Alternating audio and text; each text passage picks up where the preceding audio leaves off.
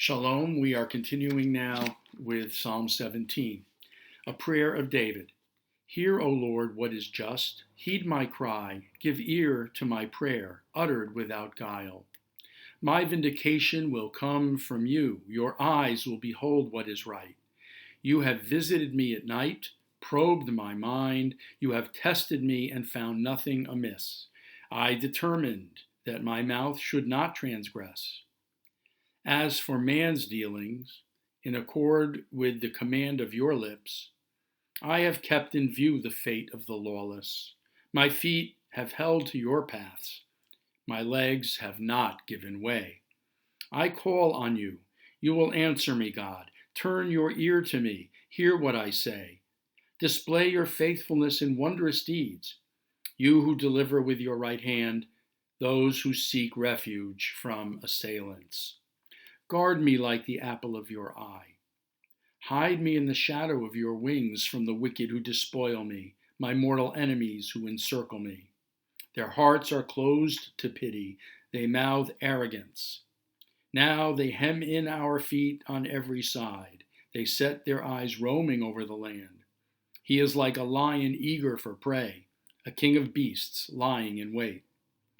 Rise, O Lord, go to meet him. Bring him down.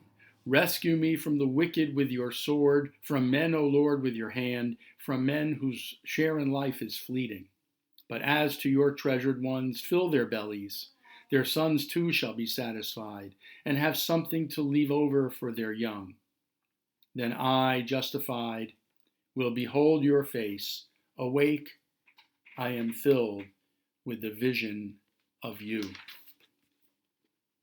In this psalm, the writer calls forth imagery of nighttime and of morning. In the night, he claims that God or God's presence has visited him at night and probed his mind, and having been tested, nothing is found amiss.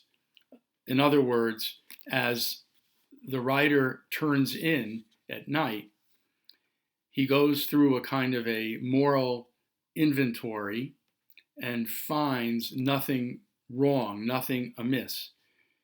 He looks and examines at his own life and sees that he has done his best to live blamelessly and righteously. And so, when he awakes in the morning, he is filled with the vision of God.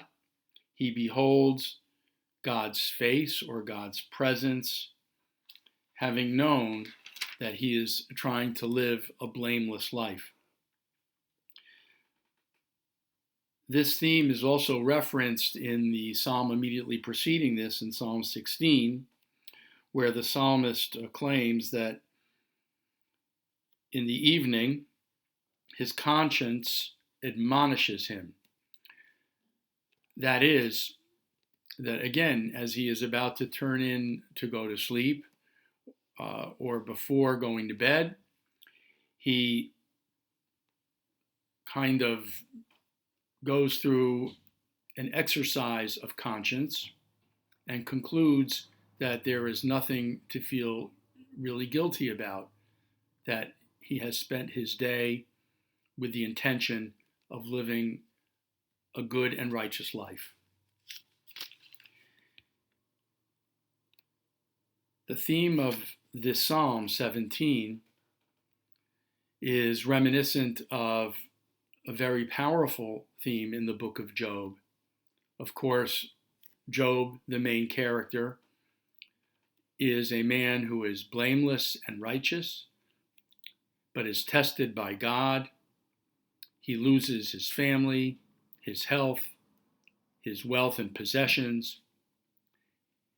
He questions the justice of this, the fairness of this. He can't imagine that he could be punished because he knows that he's led a righteous life. His friends come along, they challenge him, they claim and suggest to him, surely he must have done something wrong somewhere to deserve this kind of punishment, these kinds of dire consequences.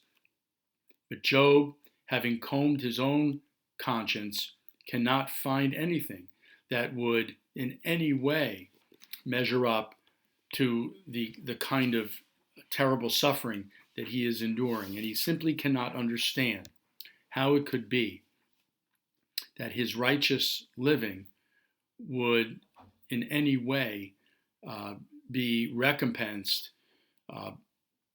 by the treatment that he is receiving at the hands of God.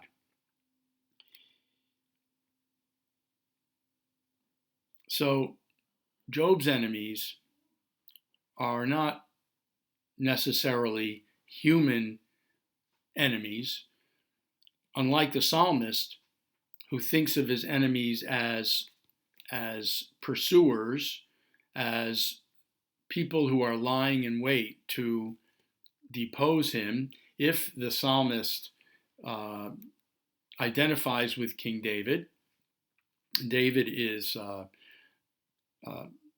the Psalms are attributed to David's authorship, even though we know that the Psalms were written by others. But nevertheless, if the psalmist thinks of himself as King David, who is being challenged and pursued by his enemies, Job's enemies are different.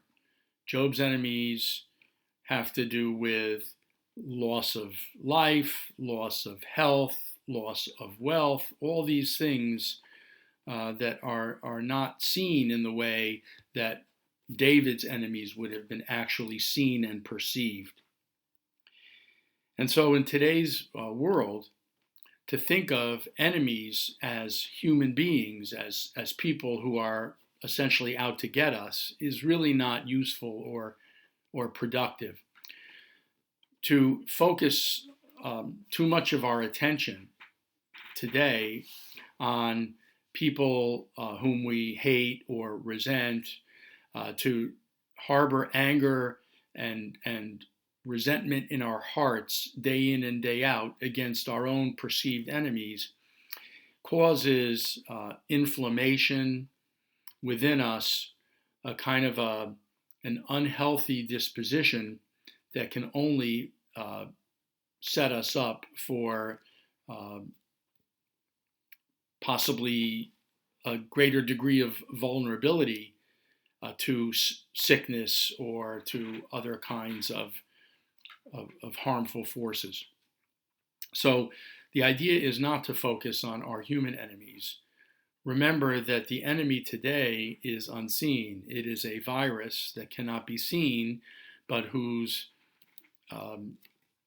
results and manifestations are seen in a terrible way, in the way that people suffer and become sick, in the way that people lose their jobs, their homes, their livelihood, their health, in ways similar to the ways that Job lost so much that he had and enjoyed before he was inflicted with his suffering.